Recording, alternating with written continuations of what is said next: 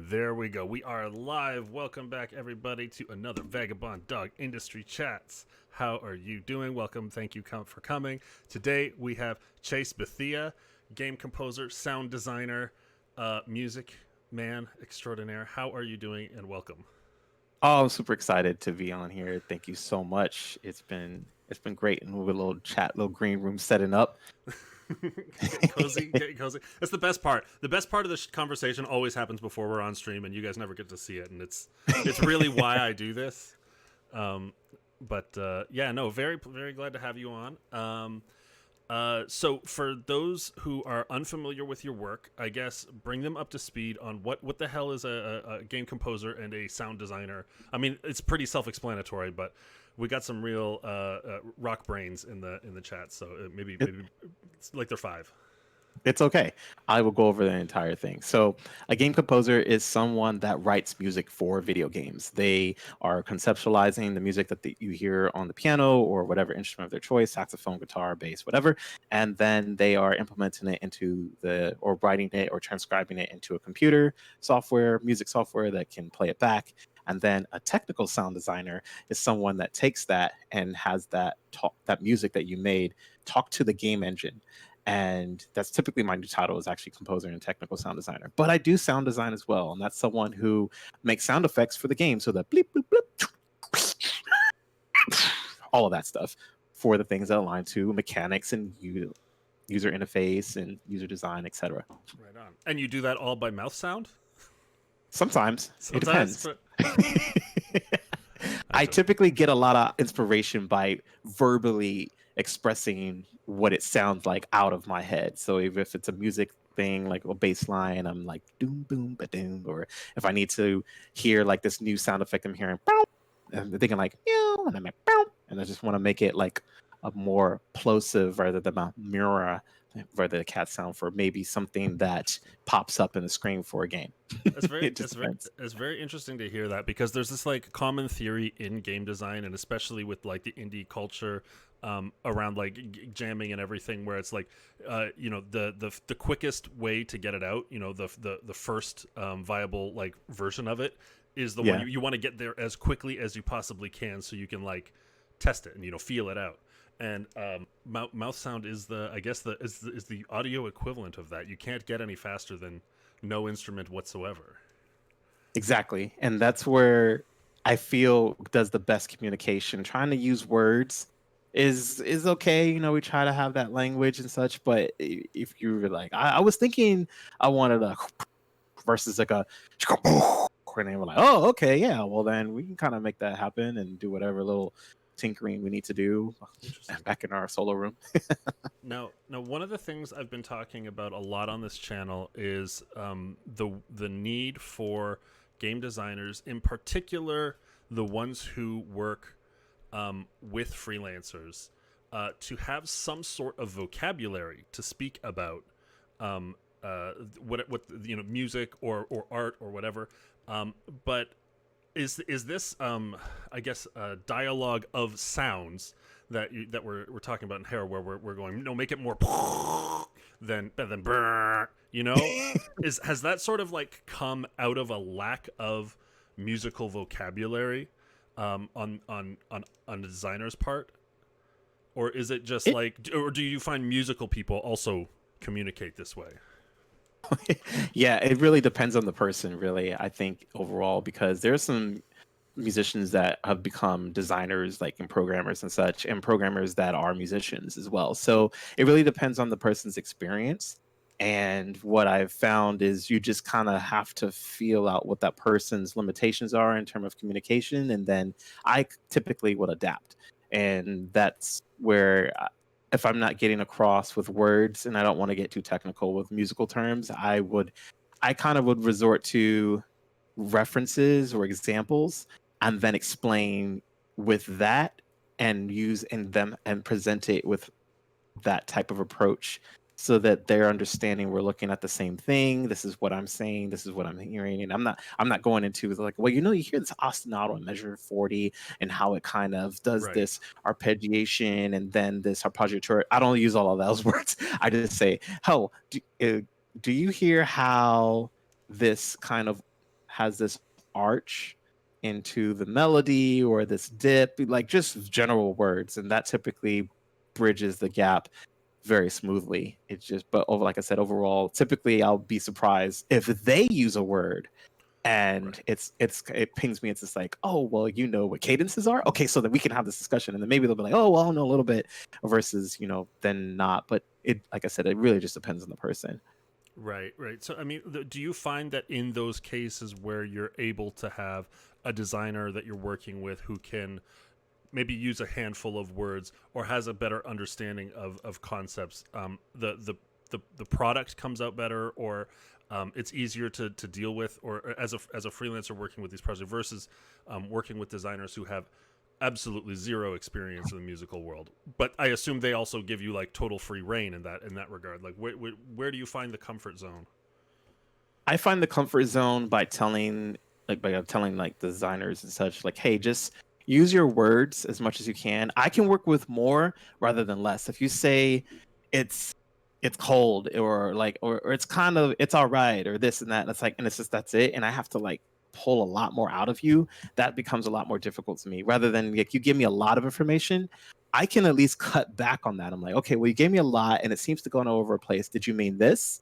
And did you mean this? I can kind of at least narrow it down, versus like I can't do much with some a little bit that I don't have, and it's harder to kind of extrapolate that. So I find that at least giving me more feedback of, like I said, using references, examples, or just kind of leveling it out depending on what they may or may not need, Mm. is a little bit easier. But just talk, just say things.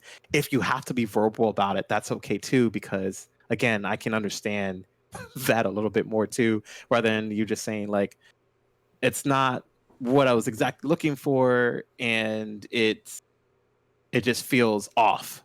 Okay, well, what does that mean? Right. What feels off? Is this, do you not like the bass line? Is the synthesizer too loud? Are the strings too crazy? Use a lot more descriptive words, adjectives, and such to kind of convey the feelings a little bit more. And even sometimes I would say like colors will kind of at Mm. least get us on the right page too. Like, oh well, it just feels a little harsh or warm or bright or soft. Like I can work with that actually, because what they don't know, probably if they're not familiar, is that the colors in those words I just used actually relate to music. So I don't have to explain that. They can say that to me, and I can translate what that is, and I'll be a little bit further. Or in return, like I said, I'll have to dig a little bit deeper. What did you mean specifically? Right. Right. I mean, so there are cases where, like you mentioned, like picking out at the baseline of the synthesizer. Those are key terms that like somebody who's completely ignorant to music might not have the most uh, uh, the easiest time getting to the being like, this is the instrument that's causing the problem for me. Um, Right. what do you think are good is a good way for designers, developers, or even just curious parties to educate themselves on a cursory level of music knowledge so that they can better interact with sound designers and game composers? Yeah, I think that's a great question.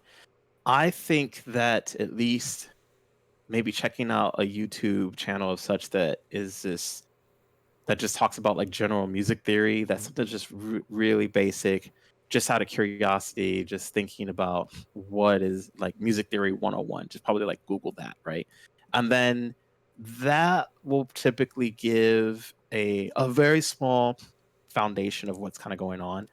If they wanted to go a little bit further, there's a resource I think, well, that I use that I think may help, called Terraria. And this gives I'll definitely kind of like send it to you or put it in Thank, the chat or sure. something. But they this is a great resource, because not only can you do exercises for that I can do, like for like jazz rhythms or chord progressions or rhythmic dictation, but there's a lot of tutorials in terms of breaking down what that terminology is, and it's free.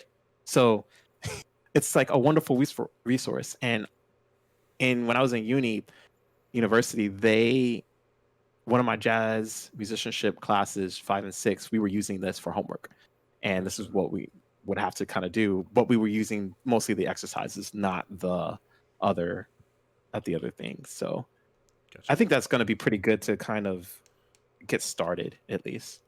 And Flexi, I see your question in the chat. We're gonna get to questions in the chat very very soon. I'll work them in as we go.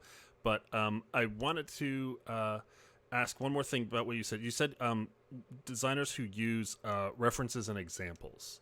Mm-hmm. Now, do you mean like here's like I've done this before, and I don't know if this is good practice or bad practice, but I've built a game scene, and I've used like a pop track that I'm like this is the vibe I want, and I've used it for a while, and then I handed it to my musician, and I said, "Here you go. This is what I've been using. Good luck, and um, do your best." Like we ended up getting something phenomenal in the end, but it was also a hard process because I had like listened to this one example song for so long that it like had kind of like formed into the scene in such a significant way. So I want to hear your opinion on like what is a good way to use examples and reference songs. What is it not great way to use them? What are your hot tips on that? Excellent. And we can also do like a role play too. So I'm going to answer your question, but I want to actually I want to check that out. The way to not do it is what you did.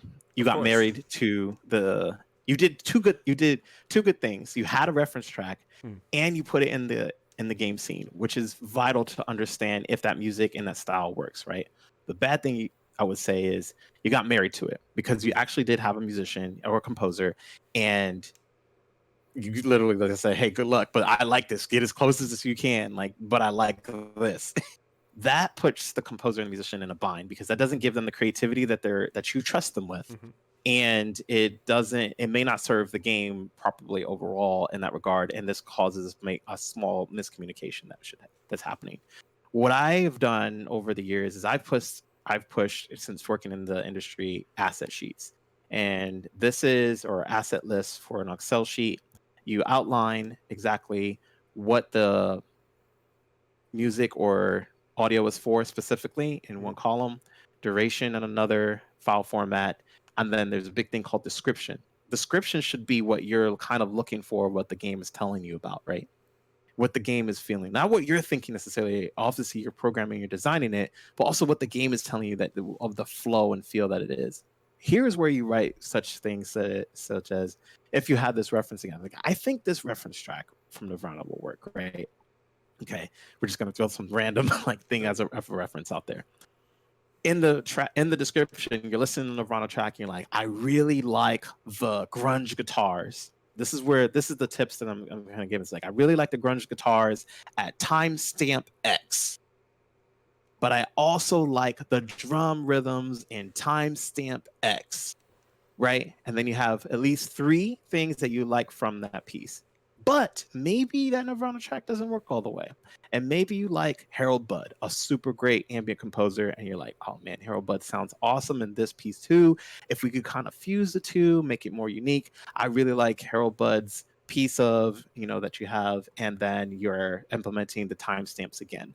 Then when you have that composer, you hire, that person, and you say, hey, look, I've actually got this thing. I've tested these 2 songs in the game. They don't necessarily fit, but on the asset sheet has my description of what I'm kind of looking for. I've also highlighted like bass line, rhythm, drum fills, chord styles, like pads. Obviously, if you have the wherewithal of the description, but like I said, more description is better than less description, meaning like, oh, I like this fast pace thing here at timestamp X. As long as you saying words with timestamp, the musician will fill in the gap. It was like, okay, well, they like, the music terminology terms to kind of replicate what they're looking for. And then what should happen is you're getting more out of that overall with less trying to figure it out moments. And so that the composer presents that to you, and the sound designer presents these things to you from these references and say, hey, now we're time to test it in the game. Let's implement it. Let's get it in. Or I've already tested it. Here's a video. That's something I typically do is I write the music and then I implement it. And then I do a video with the game scene, or like I push it forward if I need to, like it depends on the project, but find videos are a little bit easier if I can just work on my repository locally. That way I'm not like kind of messing anything up if I don't Right. have to. And then deliver it and say, hey, this is already what it looks like. Check out the video. You don't have to download anything. Just check this thing out and give me some feedback for that. It is either going to be whatever feedback comes from like, oh, this is great. Just kind of polish up this section here. I really like what you did there. I'm not really feeling maybe this little bassy section here. It sounds kind of muddy. Those words I'm using, or it sounds kind of heavy or dark.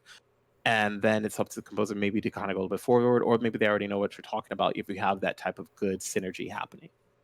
Interesting. So this sounds wonderful. However, I have never in my life had that level of coherence in my pre-production. Not once. I've never made a game that well organized and had a spreadsheet for something. Man, I wish. And I pity everybody who's ever had to work with me, of course. But no. It's one of those things where the ideal version of a scenario versus the shitty realism of the way I make games kind of come to a head. And like, of course, I'd like to be better at foresight and better pre-planned and like have my game completely fleshed out 100% in my mind before I go and drag some other poor souls into the project to make music or art or whatever. But I've just found that that's a really tough thing for me to do. And I imagine it's similar for a lot of other developers out there, because when you get into making a game, like accidental mechanics come up, weird problems, and you've got to like shift the whole thing. It's very tough to like have a plan, stick to it, and see it like come together.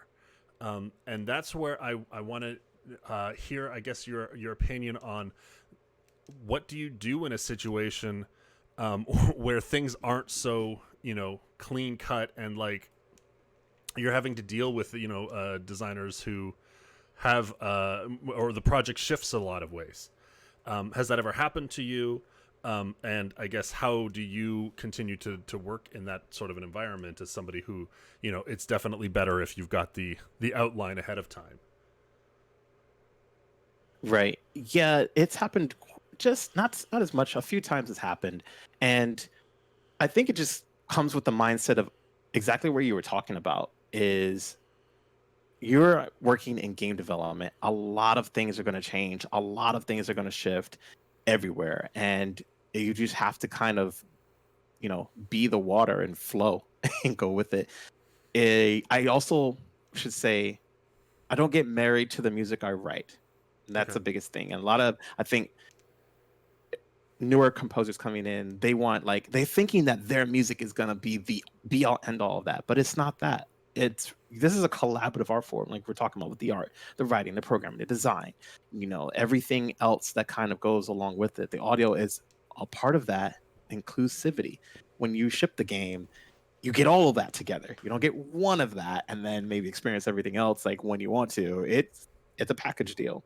And the way you adapt through that is to just be able to just go with it and change.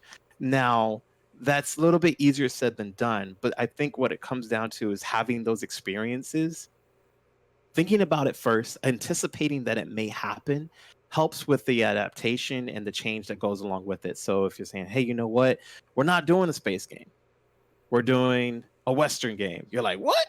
So I've got to change my entire sound palette. And you're like, well, we're not all Western. We're like space Western. And I'm like, oh, okay. So then what are we thinking about then? Go back to the drawing board, and having some kind of organization will help with, okay, we like some of these references, but now we just got to change a little bit of our inspirations that we're thinking of. So maybe we're doing, future tactics of such, from like playing with some things from like PS2 and then seeing what they kind of did, going to different, because developers and designers, like I'm sure Americani like has games that you're inspired by to Mhm. do certain things, and so you're pulling from those and then making sure that the entire team understands where the direction is going forward. That way everyone's always pulling from their experience to offer in to the project, and that's what I think is also missed by not typically having audio people on earlier than later, because when you throw Right. someone on earlier, you don't have to scramble and worry about spreadsheets necessarily. They can probably take care of that. Like I usually take care of that for the designers and everyone, unless they're accustomed to that and they already know. But what I found is like that's just everyone communicating, and the right communication is a better communication for everybody, Right. and a better effective process and design. But again, like mentality going into it, the things that might change, going back to the drawing board, thinking about your references, rediscussing what they are, and then evaluating the same steps, rinse and repeating again. Like, okay, well, with these references, I don't like the bass line, but I really dig those vocals. Do you think we could hire, a vocalist, or can you sing, or can we do it? It was like, oh, well, maybe we can. Well, maybe we'll use a vocoder. Oh, that's kind of cool, because now it's like we'll make the lyrics like Western, but we'll use a vocoder for space thing. You know what I mean? I'm just coming off the top of Right. my head, just thinking about things. You've But made a whole that's game. kind of like right, and and you're making games, so the process should be at least a little bit fun in that exchange as well. Right. And we miss a lot of that. We're like, well, this didn't work and we got to figure this out and we got to do this. And yes, you're going to have those days, but when those type of collaboration brainstorms happen, like they should at least be a little bit fun and a little bit more interesting along the way. Now, in I think the conversation around like when is the right time to get on board, kind of does touch into Flexy's question, so we might as well head there. Um, Okay. now, getting in on a project early versus later, do you feel it's easier to write music around a scene, or is it easier to write music and have a scene fit into it? It really depends on the project. I've done both. I actually found that writing the music before it's done is a little bit harder and more pressure, unless the team you're working with really trusts you. And Right. what I mean by that is they didn't really give you a lot of direction. They gave you the right amount of direction. You had your meeting and such, but the animation is just not done. So you have to take the lead and you have to be comfortable with your skills to have that vision of imagination of what you want it to be. And in that case, like then it shines out. But since, like I said, my mindset is writing for the entire project and being involved, there's a couple times where I'm just like, well, wait a minute, like, is this really going to work? But I'm equally strong in both somehow. I think one of them is a default talent that I don't realize I really have, but versus like understanding, like someone gives me something and then I write for that. And so I'm thankful to at least have the balance of both, Right. just to clear that out.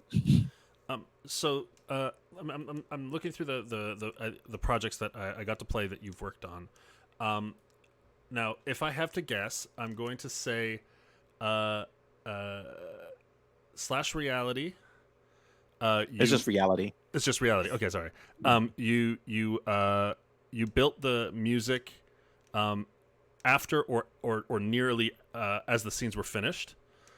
Aground, I would say you were involved almost from the outset, and I Can't Escape Darkness, you were involved almost from the outset, but it was a lot more sound design. How accurate am I? You're semi-accurate with almost all of them. Okay, The consistency good with enough for that me. is that I was good job for guessing some of that. I'm curious, what gave you to answer it though in that Okay. way, and like where you in terms of like my process of where I entered into the project, just out of So curiosity. so the music that went along with reality, the scenes and the music seemed very cohesive. Like the theme of the VR game futurist, but sort of reality setting toned very well with the sci-fi semi-organic soundscape that was built with the music. Aground just had a very like kind of perfect flow from start to end, and I noticed that the sound design in that was entirely based around like rewarding sounds. like hit the tree, sounds good. Pick up the thing, sounds good. I can feel I feel progression as I'm going through it all. And then I Can't Escape Darkness had a very subdued, almost like wildly underplayed ambient soundtrack. But then, like, I can't imagine building that game with its audio cues, which are so vital to the player's survival. Like, you need to hear, like, guys, it's like you're going through tunnels and like a rat can kill you in like 2 seconds. So you need to like hear these things at like peak volume. And so I can't imagine building that game without having the sound designer on board from the beginning. And that's my takeaway from the work of yours that I've been able to play so far. And yeah, it's been a nice taste getting from where it's just, I'm mostly listening to the music in reality to listening to rewarding sound effects that like fuel the progression and my the player actions. Like the sound kind of dictates what the player's supposed to feel good about doing, and thus reinforce that. And then and I Can't Escape Darkness, it's like almost the opposite of that, where it's like these are the bad sounds and I'm afraid of them all the time. So that's kind of where my analysis came from. That's excellent. I appreciate that so much. Thank you for diving into that and sharing that with me, because from the perspective, I don't know what people are thinking until like I have to ask or they tell me, or things of that. The consistent theme of it all is I was involved from the beginning for all the projects. Wow. From music and sound design. And the reason for that is because that helped me gain the pace of understanding what the prototype is. If the prototype is going to change, again, I can adapt with the change of the prototype. But if you bring it to me where you're thinking it's like late and you in your mind are not even sure if that's where you're going to kind of go for it from the end, and then think about some of the stuff that were happening from before, it's a more of a rush feeling rather than a journey feeling. And that's why you're feeling the gratification with the ground, because when I wrote the music first, I came in through the sound design at least 6 months before I thought the game was going to kind of be done, at least till the end of my contract time was going to happen, to do at least, I think, like over 300 sounds for that overall. But I tailored it because I had the music already written, because I had spent a year and a half writing all the music already. And so I can lock it into like the sound world of it tying together for it to be gratifying and really good for the player, along with every part of the early access that happened. With I Can't Escape Darkness, it was extremely stressful to not to play the game, but to work on it, because we had like a year time to really make it happen. And it kind of, gained a lot of traction and such with like IGN or whatever. And so there was this like pressure of me doing everything. But again, understanding that what like you had picked up on, the cues have to be good. Mm-hmm. And the cues have to notify the player for every single part of that. Even though, and like I said, if it evolves, then I know what's coming down the pipeline. So say I got on I Can't Escape Darkness 3 months before, which is like what people typically hire audio people for. Like, like, okay, we're going to launch. Now we can focus on music, all the mechanics work and such. Like, okay, cool. Okay, well, we need 300 sounds. Or no, hold on. We need 100 sounds. But there are sounds that you probably forgot, and maybe because you didn't write them on the asset sheet, and you didn't test them to see what is the player going to experience. And this is a part of the design. And that's a design gap that happened. That's a pitfall. Because if that player, and this has happened for the thing, whereas in some player was like, I wish there was a cue that happened where this would be this. And the player is now disconnected. Your game is now less fun, which is not the purpose of the game. The game's supposed to be good and experimental and gratifying.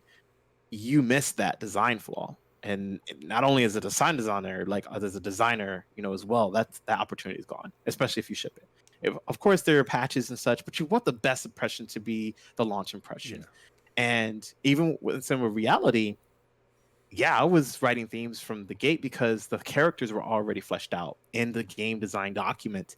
So I was able to pull from even before a build, the document itself, to hear and conceptualize if I'm just reading a book what are those musical themes kind of going to be like for Lilia or for Ben or for Jacob? Okay, Jacob's arrogant, Ben is well warm-hearted, Lilia is a little rough and edgy, but she's confident. What does that musically sound like? Do I want to use synths here? Do I want to use the rhythm like there? What kind of instrument palette shows like thoughtfulness and cognizance? And what does reality really mean? What is real versus virtual? So now I can understand like, oh, okay, well then these chord progressions kind of go with something virtual, and these ones are more like acoustic and for encompassing. These are all the things I can think about, but being early on the project, because if you have a game design or if you have at least the asset sheet or something just written down, I can work with that. Then you can work with the prototype, and then as things change, like I can go back, like I said, and readjust. Interesting. I, as you were saying that, I realized what my greatest sin against sound is as a designer, and I have a feeling it's not an uncommon one. Okay. When I am working and testing, I like to listen to music.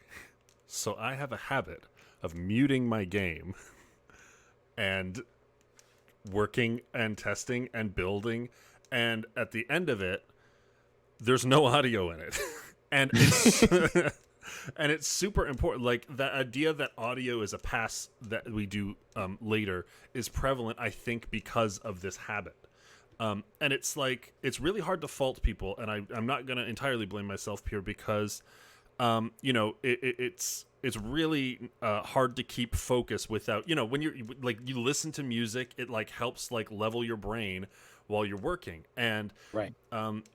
you've seen people who've been in the stream and watched me work where I like have music playing in the background and then I have to like work on audio and I like stop the music and then start this thing. It's really like a jarring sort of experience. And so obviously the best solution is, as a designer, I feel, is to like build the discipline and the focus to just like play your game with full audio and like code in silence. Like that's fine. Like do that and you'll be perfect. But I also recognize how important it is to integrate audio into the to the game as you're building it, because like we've seen over the last 2 days, I've been working on a brand new scene. People have been watching, and things weren't like the visual cues you give. People don't always hit those, but the audio cues seem to tag a little harder, or at least, and when they're combined, it's the most impactful. So. Right. I don't know what the solution here is between the like comfort of workflow versus like always listening to your game while you're building it, and I'm curious if you have any solutions. Yeah, I think that it's okay to listen to music while you're working and such. Like I said, that's completely fine. And if you need to do the start and stops, I think that's okay too. The the process, I think, really is to always stay cognizant of what works with the game, period. And so you're separating what is work music and versus what is game music for the actual project. And maybe, just maybe, building a playlist of things that you, as you continue to work and you're programming and you're designing and you're doing art for, of the inspiration that you're finding with whatever type of music you're already listening to, having a specific playlist that can get it to at least 300 plus songs will start to kind of narrate what the pace of the game may be happening externally, meaning like while you're working, but subconsciously internally, meaning like if there's song 23 happened on whatever playlist you're listening to that you've curated yourself, you are starting to be like, oh, that part seemed to happen to just click so well when I was doing this thing at this moment. I need to write this down into this Excel asset sheet for in the future when I have funding or have the budget to hire my composer to do this, or if you already have one that you're working with, is to say like, I'm ready to give this to them when I have this meeting with them. I'll have this and I'll at least have this note. And you don't have to stop the music, but you can just do a little pull up on the thing, type the notes. It doesn't have to be much. Just the name, the title, what inspired you for this, for whatever scene, and just get it out. And these are the ideas, and this is part of the design process that might happen and be a little bit more efficient and effective for you overall. So maybe that curated playlist could help out rather than just like, well, we're going to listen to random music today to kind of get through it and go through over stuff like that. But maybe just that's part of the evolving journey that will go along with it. It might be a solution. Now you mentioned when there's budget and when you're ready to hire a game composer, and this is not just exclusive to the music scene, but this is a issue that tags literally every sort of game freelancer out there. But how it's not always. People who want to make a game sometimes don't have the means to do it because it's not particularly easy to get funding. It's not particularly easy to already have a bunch of money to make a game with. Yeah. How do you suggest designers who are cash strapped go about working in a way that either they can bring a music composer on board or to best prepare for when they can? And what to do if you can't, if you never have the financial means, if you're bootstrapping literally until launch. I think we can all agree it's not fair to drag other people into your situation if you have no capacity to compensate people. But what do you suggest when game makers don't have the money? Yeah, I would suggest being upfront from the gate, and I think this is the best thing you could possibly do with yourself. If you don't have the means to do such, if you're just if you've tried everything, you've been pitching to publishers, you're interested, you're doing all you can, you've got at least a little bit of money saved up, but you don't feel like it's gonna work out for what you want to at least achieve for such, you're either probably gonna have to like do it yourself or figure out whatever licensing things you can kind of work out with some composers that will license their previous tracks from other stuff like that, and it won't be custom, but it'll be a little bit cheaper. Mm-hmm. But then, like I said, just be upfront, with the budget just directly and say, look, I only have this amount of money for this. Is this fair for your work, or or I really like this track that you did for this. Would you be able to license it for this? And just being transparent rather than just being, what's your rate? Because really, I'll be upfront, like the rate for composers it's not cheap. It's anywhere from starting for like I think $700 per finished minute up to $2,500 to $3,000 per finished minute of music. Per finished minute of music, meaning like 1 minute of music, someone's gonna pay $2,500 of that. So, or some composers work with flat rates. So encompassing of such, it's like, oh well, you've got 5 tracks you need for the game. I'll do it for $7,500. You're like, well, what are you getting with that? You're getting you're getting my creative time. You're getting the customization. Maybe they need implementation too. If they don't, you're still getting the mixing and the mastering process for it all. And that is something that just needs to be said. I have to be transparent about those numbers because people don't know, and they don't know how expensive it is, but it's a lot of work, and it's not fair. Like, the designer has to spend money on tools like a computer to work on these things. And although there are a lot of assets out there for relatively cheap and such, as you grow, the more you put into it and you invest in yourself for the project, the better it's going to be. But like I said, if you don't have it, then you don't have it. And that's just the realization that you'll probably have to come to, is like, I just don't have it. Maybe the next project I will have it. Maybe the next project I'll do better and I can have this. Or maybe I'd have these numbers to kind of work towards, and then I can reach out to this composer or the sound designer and ask them like if they'll be able to work with me. I notice some designers they don't understand that they're able to negotiate and to figure out things out. It also has to be a good fit personally between each other, rather than just like, you just can't get like this person because they did this. Sometimes they may be a jerk to work with, and you don't want to work with a jerk because you've got enough project problems already and bugs. You don't want to have any personality conflicts too. So this is also something to consider. But I think that, just like I said, I just want to answer that question first. Just being upfront, understanding, asking, being upfront with what you have or don't have, and just giving that, that amount upfront, and then maybe negotiating or just saying that, sorry, but I can't. In that regard, would typically work overall. And then if you do have it, then it's a win for both of you, because then you're going to get something more customized. The player in the end is going to be more satisfied. That's the thing I want to actually bring up, is players do notice bad audio. Right.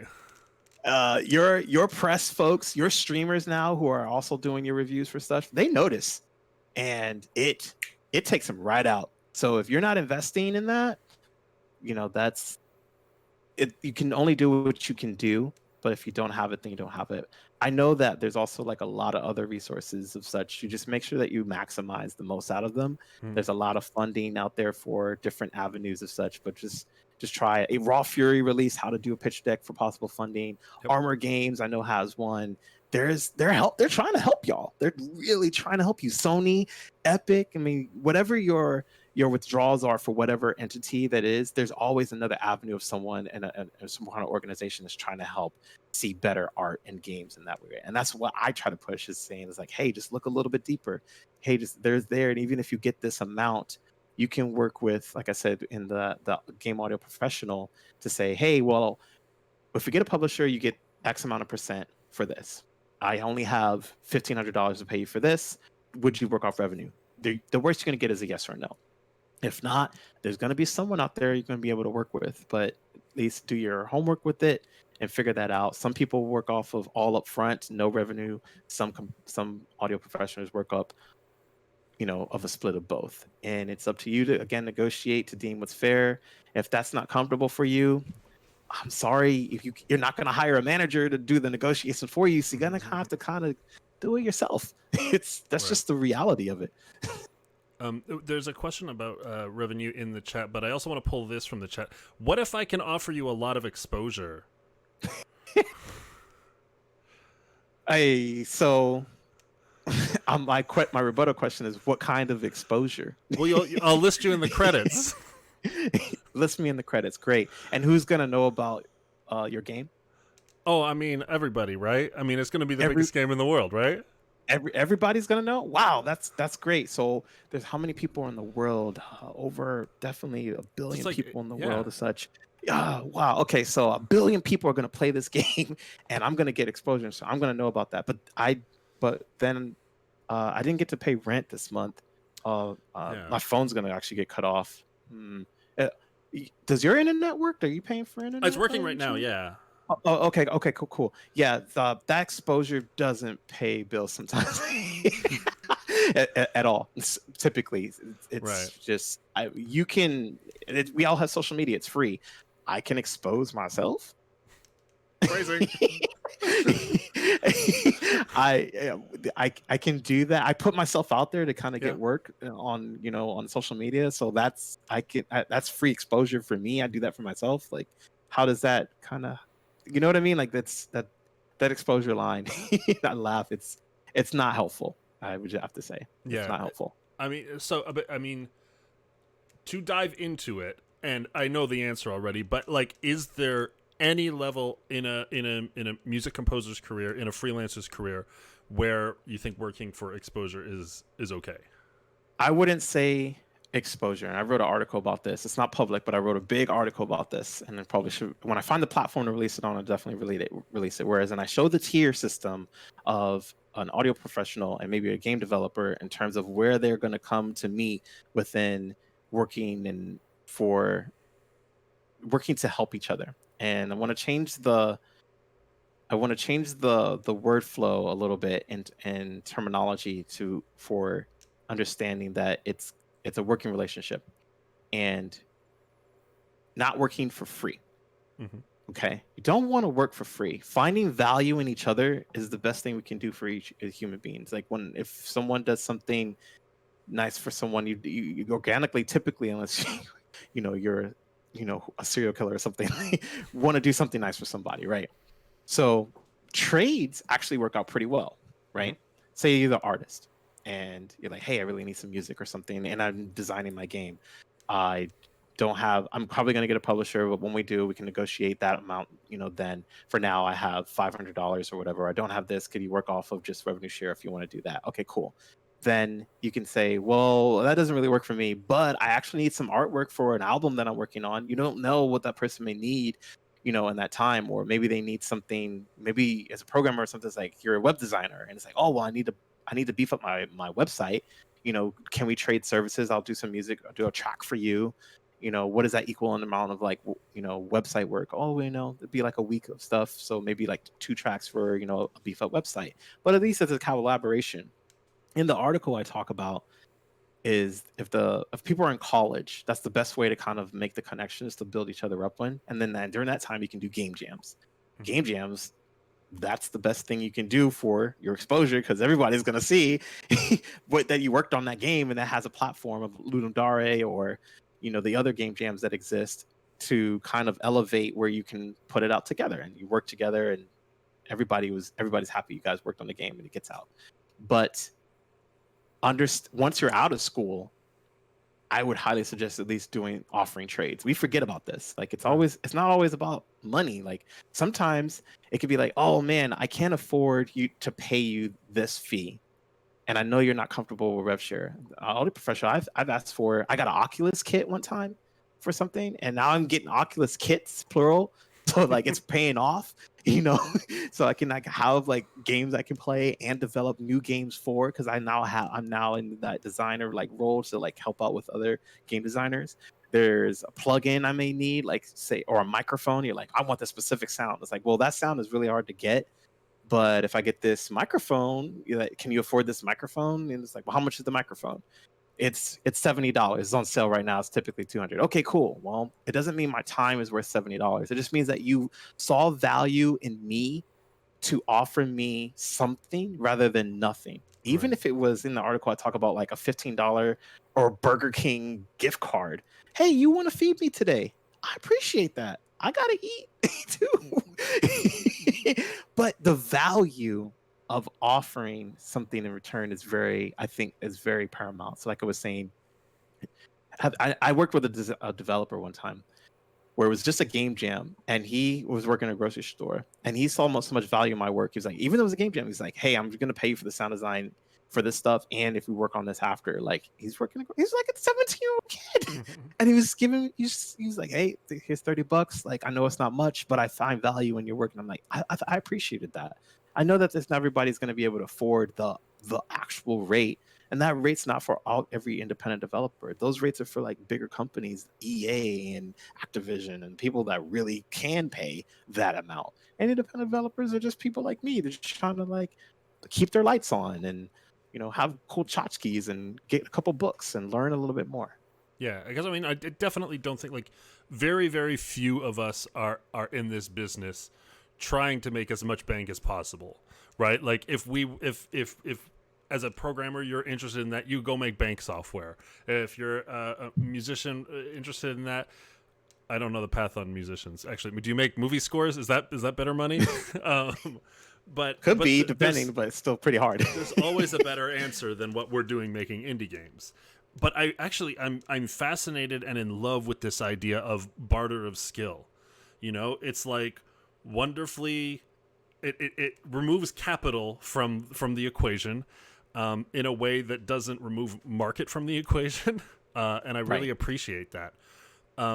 It's just also though on the whim of like, you have to happen to be needing what I need and what I can provide and these kinds of things, and like I get it that but that's kind of money's function, is to like substitute for the immediacy of the need or whatever. But no, that's a really great strategy for negating costs or like providing value to each other in a fashion that we hadn't previously thought of, and I really appreciate you bringing that up. It's going to give me a lot to think on next time I'm broke and making a game.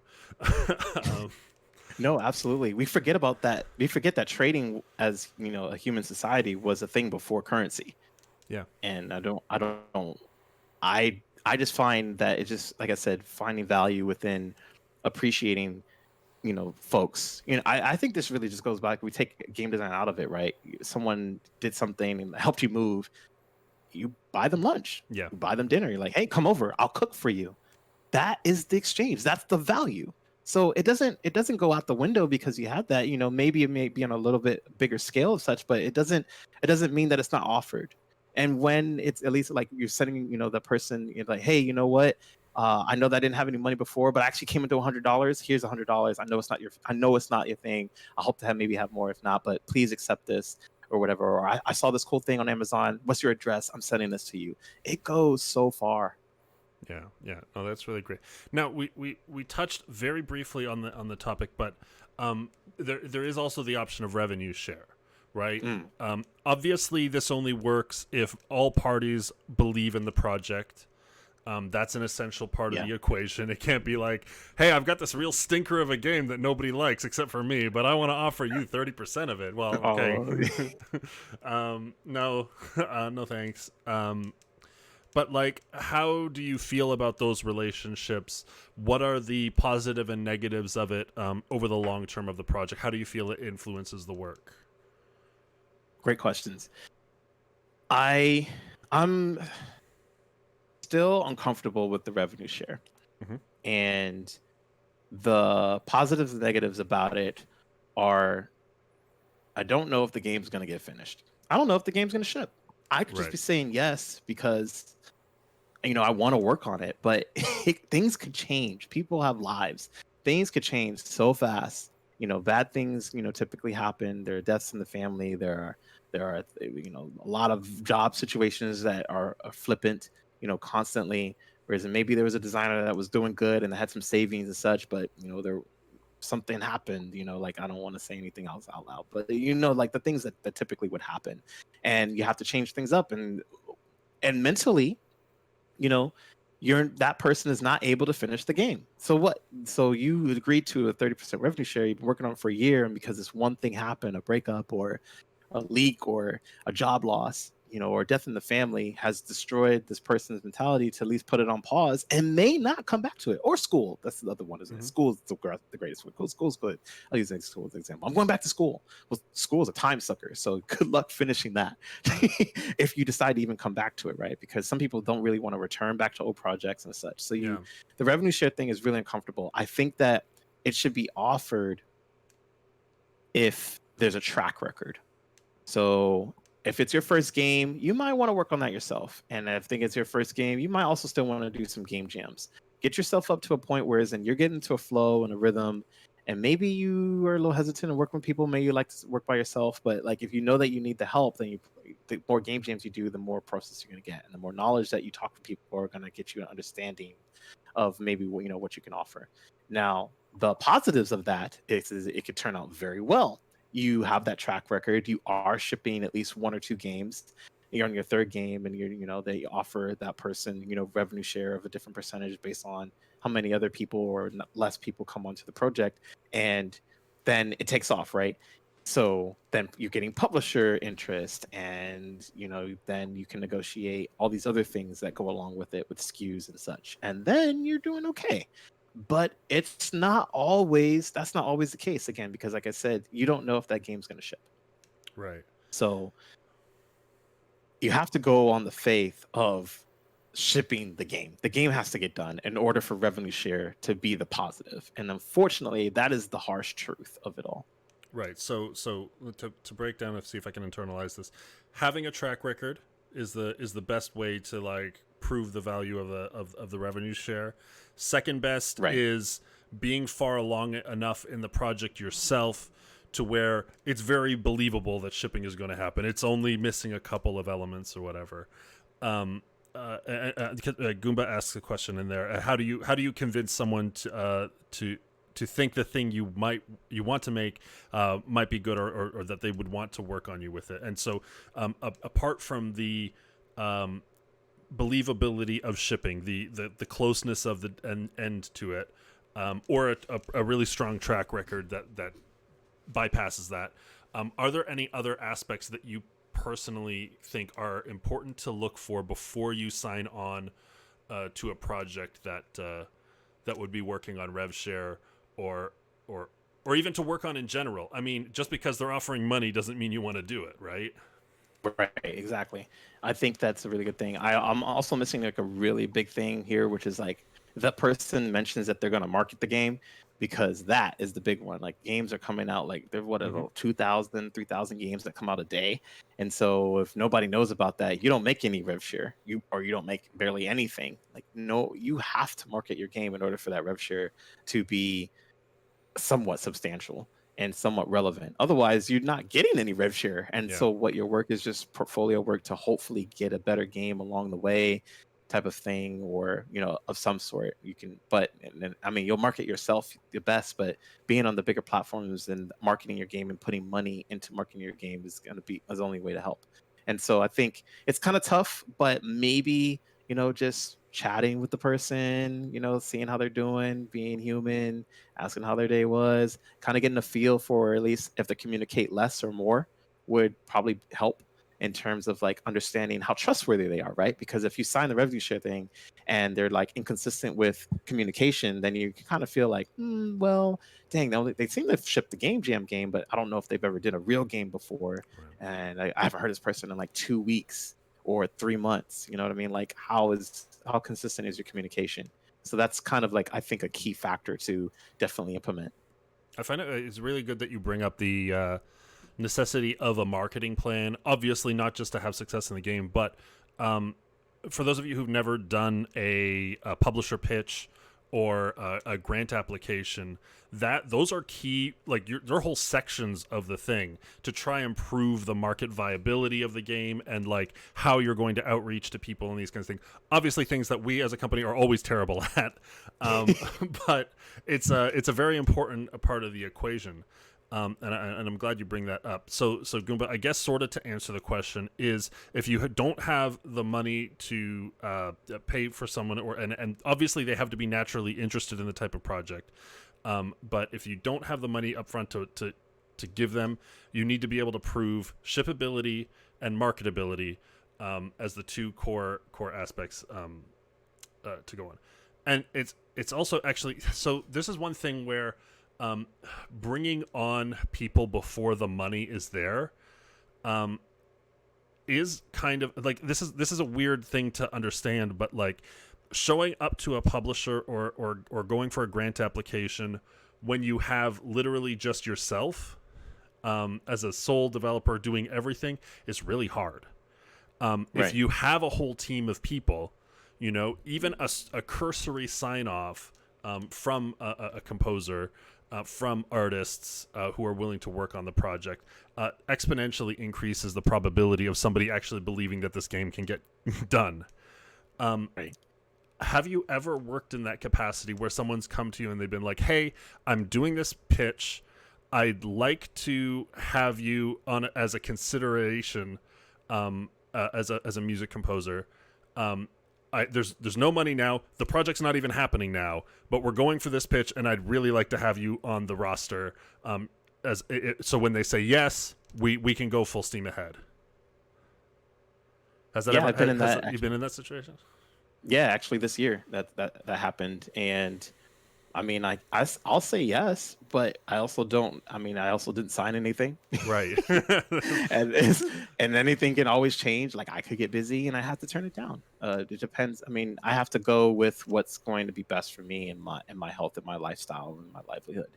Right. Everyone. Not everybody has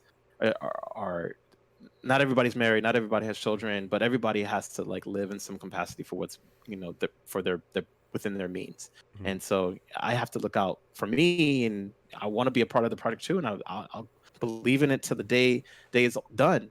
But and share it on social media and do whatever you want. But like if it just doesn't work out, then it just doesn't work out. It's I relate this a little bit to like relationships and such, and I find that this was a lot of my learning through the industry and things like that. You really like a person, and you're like, man, I really want to be with that person and such, but maybe they got this thing going on, and it's not a good time. It's all about timing, right? And so when the time is right, it'll all lock in, it'll fit, and you'll flow, and you'll be together. But if it just doesn't work out, it just doesn't work out. Yeah. And that's the acceptance that has to come down to it. But yeah, I've been in that situation before. I've said yes. I don't know what's going to come of it until I sign a contract, and then even then, I found out like, I mean, unless the contract is locked and good, and it doesn't really mean much. Right. I guess we should actually talk a little bit about making sounds and music before we completely veer. We veered wildly into business somehow. This was supposed to be about music, and we've spent. No, it's all together. But I guess talk us. How did you get into making music? Where did it start for you? And what is it that drives you through the process? So I started making music when I was with my mom, and she got me this actually I have this little keyboard here. I still have it to this day. I've had this since I was a child. So this is my little keyboard. I was like making little jams on this first and trying to record it on my tape player. And then eventually like I moved into alto saxophone. My parents got me that. And then I was transcribing music by ear, just what the notes were and trying to replicate it on alto saxophone. And then I started writing my own music there. And that around that time I was in like fifth to seventh grade. And then I didn't have music in my life for like quite some time, just for instrument purposes. But I was actually moved into music software, and then I was really making that music then. And from like my first actual printed track that I did on a computer in 2001, someone said like, "Sound like this should be in a video game." And so in 2001, I'm like, I thought it was like an insult. I was like, "Video game, like." It's like, huh? I'm trying to not make video games. I'm trying to do this other style of music. Like, what? But I promise you, like if I had picked up on that sooner, oh yeah, it would have been great. I would have Hmm. been loving it like to the end. And so you asked about like what fuels me from that. Hmm. I always think about that time of where, I was in my adolescence and I was making all this music and tracks and such. And thinking about like if I had started then, and I feel that for me now to not miss anything that I can possibly not have regrets for the present and the future going forward. And obviously like being on exciting projects that with really cool people that have a lot of passion and a lot of enthusiasm, but also have like a good sense of understanding relationships and just ethics and such, like that fuels me as well. And outside of the passion, I would have to say like my parents are a really big inspiration to me. They work very hard. They are they're not really into the games and such, but Right. they're they're they work hard for what they want. And looking beyond that, I have a lot of respect for actors, actresses, and athletes like Michael Jordan. I just finished watching like The Last Dance, and I'm from Chicago. I was born and raised in Chicago. So seeing like Michael Jordan and understanding like the entire story. When I was a child when he won the 6 P like stuff, but I didn't know everything that was going on in between. And I can't tell you like how inspirational that is for me for the hard work that goes in to see the journey along the way of how the road of I wouldn't say it's just success, but goal accomplishments. And I transfer that also like looking at actors and actresses. So I use the example like, you see Johnny Depp in Pirates of the Caribbean, but you didn't know Johnny Depp, was in these other movies, Hmm. when he was younger.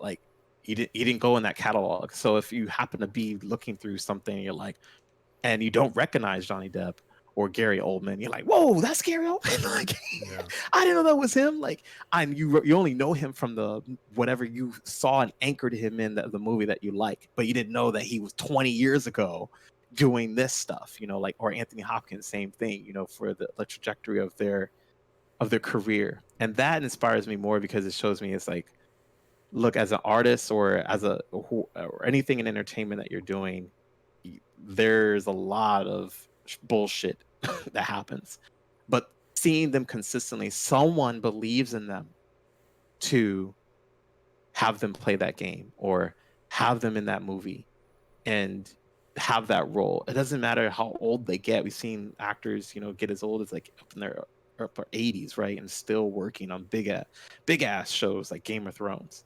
And it's going all the way back to like their time in like the 60s, when they were working. It's like that's commendable.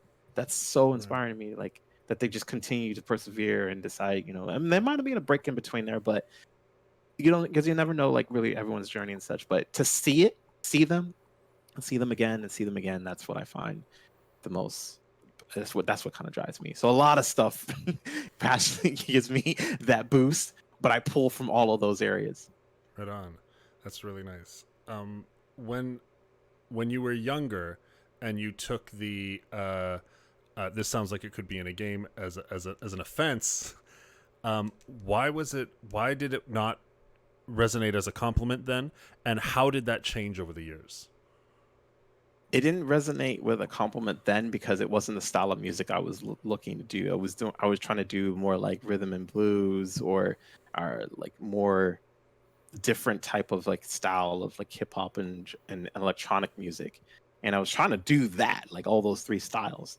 And people I was showing it to, they knew that sound, and I was like, but I'm using these sound. It just wasn't clicking until it I started to accept that that's what it was, and then when I started to accept that's what it was, then as I heard it more, I realized this is where I belong for that, and this is what, and I'm happy that I'm doing that because I actually like that stuff, right? It would be different if I was trying to be a rock musician and it still sounded like video game music no matter what I did. And I just like, but I don't like video games. I want to be a rock star. And that'd be a Right. total different story. But it's not, that wasn't the case. I was like, well, I guess I'm influenced by this and I have been tired of using these things. That makes kind of sense why they hear that. For finally when I worked at an internet media company after the first college I went to, I one of the IT people, he played games and he was like right here with four monitors and I was right here in the room like making music and such, and he's like listening. He's like, oh, I heard the new thing you did for the content that came out. It's like it sounds like it should be in a Castle Crashers. So it's like another way of saying like it sounds like it should be in a video game.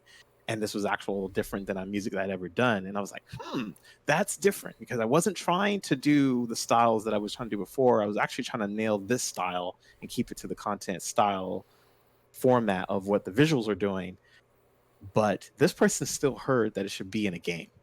So that's when I started pursuing that path of I was like, well, if I'm going to do this, I'm probably going to need to be able to be on par with those professional composers. So I have to go back to school. It was during the recession, so that was probably the best thing I could probably have Right. done. And in 2009, and studied composition, and then did like 7 years of music school. And yes, it took me 7 years because I was doing a lot of part time and I had to work because I still had to, It's a journey. live. And then and then I finally wrapped it up in uni and knocked it out with my third degree in media composition, which didn't prepare me for game at all. Remember, I was doing game music way before then. So that taught me about more film work and Hmm. doing more like getting live players to play your stuff at a more professional level. So that was like what I think it was the best, is introducing me to best live players I could kind of be around. We got a pair of questions from chat, and then I think I got one Oh, more. sweet.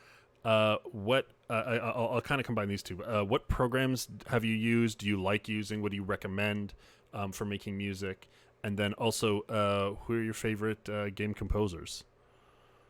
Oh, sweet. Yeah. So I use Cubase. I did start out on Fruity Loops 3, and now it's like known as FL Studio. But I use Cubase 8, and probably gonna get up to Cubase 10 or 11 when it comes out. And some of my favorite game composers, we got Otani, Otani, and we got Yuzo Koshiro, we got Yoko Shimomura, we got Keiji Inafune, we got there's Joe Hisaishi.